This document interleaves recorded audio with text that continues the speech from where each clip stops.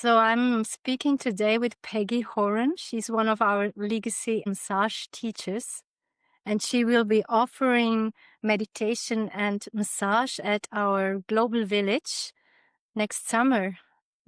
Thank you, Peggy, for being here with me. Thank you for having me. Mhm. So you're offering meditation and massage. Can you talk to us why it's so important to you? Well, we all we are all familiar with meditation and massage because that's our approach basically to the work of Esalen Massage. It is meditation and massage. It's really one. We may separate practices in terms of sitting meditation and moving meditation, but meditation is all about presence and awareness and being in the moment. And so for us doing the massage, we've embodied that practice, we've embodied that thinking and way of being in the way we approach the work. So it's a very natural sort of marriage of the two practices, showing up, being present, showing up without judgment, without an agenda, being in the moment, being opened, loving and kind. All of these things are what we do when we do Esalen massage. And yeah, presence is our basic principle in doing this work. So that is meditation, basically.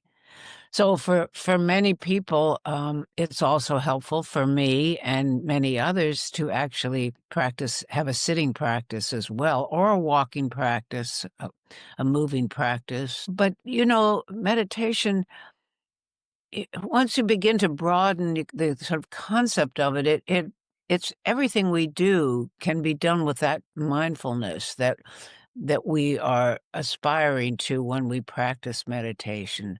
So when we're making our morning coffee and when we're feeding our dog or when we're loving our children, whatever it is, it's bringing that mindful presence to what we're doing.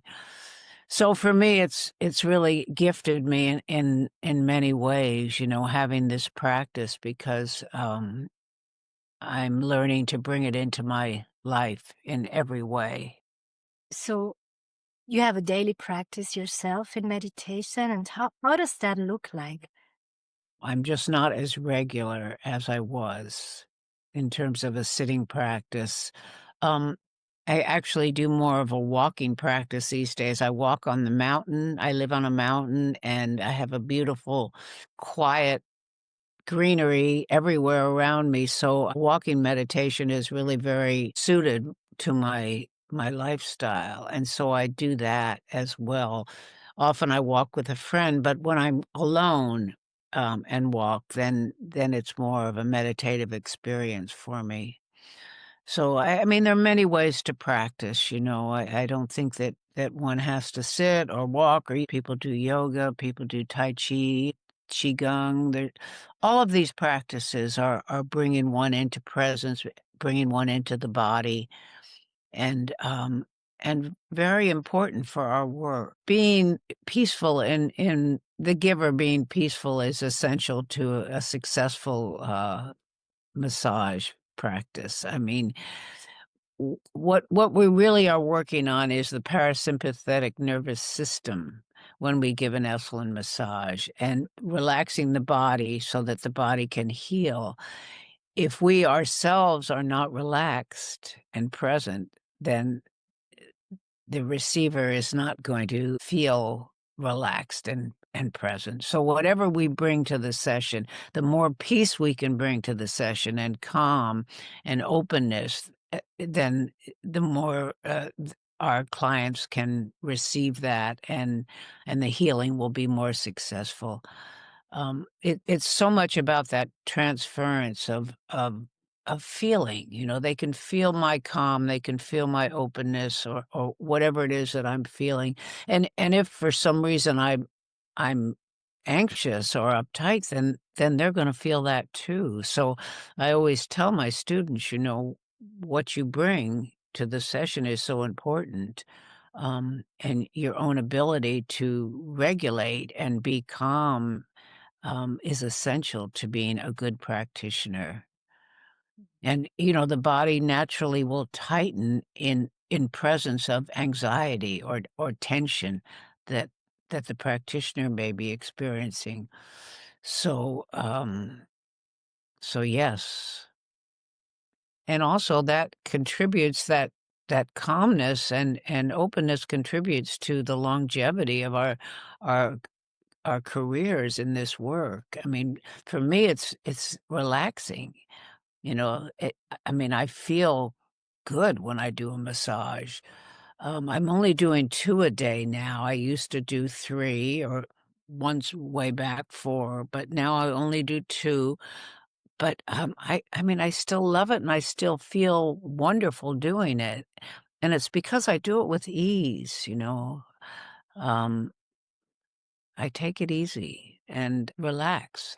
And that works. That works for me, that works for my clients. And what advice would you give to our students, when they are feeling maybe a little bit anxiousness? What advice would you give them to become this very co-regulative being to give a massage? Yeah, well, I think everybody needs to develop their own regulatory processes, practices. For some people, it's breath work, meditation, whatever it is that helps you regulate your nervous system. Um, and if you cannot manage that in the moment that you come into contact with your client, I think you need to be real about it and really acknowledge so that you don't give a massage and pass that energy on. Take the time, if that is something that you struggle with, take the time before working to do whatever practices you have. And if you don't have any and haven't developed practices, then seek something out that works for you. Um, Different practices speak to us in different ways, and so something that works for me may not work for others. So you have to find what helps you become calm and quiet your mind. I mean, the mind is always gonna be chattering away, but you know how to deal with that, and, yeah, so it's very important that people have a practice. And what else is important for you?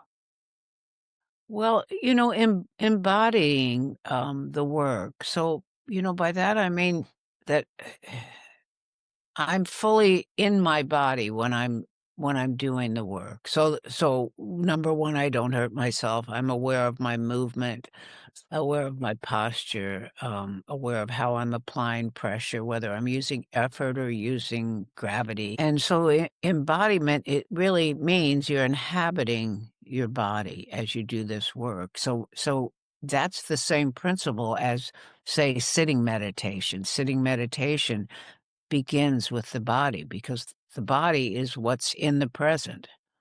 The body isn't past or future, it's now. So if we can embody, become embodied, we're in the present moment. So there's that synergy between being aware of the body, being embodied but what I mean is feeling your body, being present in your body, really experiencing yourself in your body, so you're not traveling off in the future or in the past. But when you're in your body, you are in the present. S- so that's a big piece of it as well. Yeah, wonderful.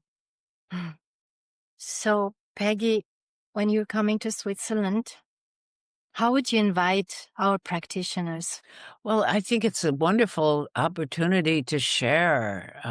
We all learn so much from each other and to experience each other's work. Like, I so look forward to going to the other teachers' classes because we don't really have that opportunity uh, as we go through our workshops unless we're working as a team, to see what others do. And so, and especially this because people are kind of showing up with what they love to do and offering those kinds of classes. So I think it's gonna be very exciting on all levels. I mean, for us who've been doing it for many years as well as for some of the newer students, a real opportunity to share and learn and connect.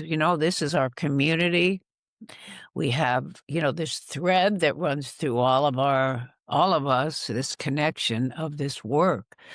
So, it's very special to be together. And we never have done this. We've talked about it for years and talked about doing it at Esalen years ago, and it never happened. It's a big move, you know? I think it brings us to a new level of many things, many things. So I encourage everybody who's listening to this to please come and join us. I think it's gonna be a wonderful event. Yeah. Yeah. Yeah. I'm looking so much forward to it.